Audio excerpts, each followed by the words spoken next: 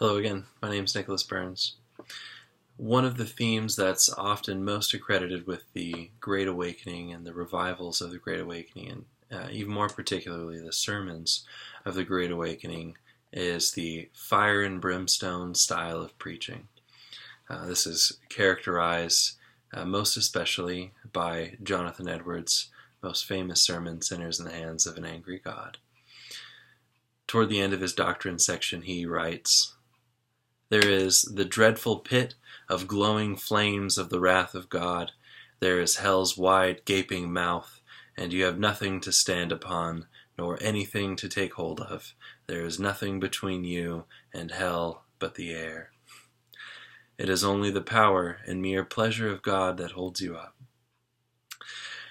This frightful imagery is fairly typical of both Puritan sermons and especially of the revival sermons. But it's not the only aspect that's so prevalent throughout these revival sermons. There's no necessity of preaching the wrath of God if we're not looking also at the justice of God. And along with the justice of God comes hand in hand with his other attribute, the love of God. And this is another critical theme that is spoken and preached throughout the Great Awakening. An example of this is found in George Whitfield's preaching on Psalm 105, verse 45. He says, "The terrors of the law may affright with awe, but love dissolves and melts the heart. The love of Christ, says the great apostle of the Gentiles, constraineth us. Nay, love is so absolutely necessary for those that name the name of Christ, that without it, their obedience cannot truly be styled evangelical or be acceptable in the sight of God." So again, it's not just the wrath of God that is so important for these preachers to express to their congregants, but also the right love of God. And they ought to, yes, fear God and fear the punishment, but ultimately they ought to love God as well. This is also expressed in another contemporary of theirs across the pond. Of course, George Whitfield was both in England and in America, making 7 trips to America, ultimately dying there.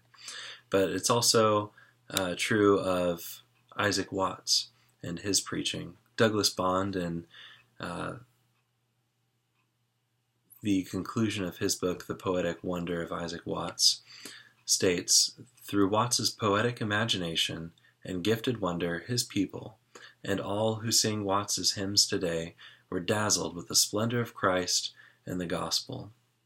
Isaac Watts wrote musical-sounding sermons, often not needing a manuscript, though he would meticulously write one. He often would not actually preach with that manuscript. And his hymns, again assessed by Douglas Bond, are considered mini sermons. If any of you have ever sung Isaac Watts's hymns, you'll certainly know this to be true. In fact, they're some of my favorites. But I think it's unfair of us or of anyone to assess the great revival preachers as just hellfire and brimstone, because that, while being a central part of their message, most times was also geared to get the audiences to understand and appreciate ultimately the love of God.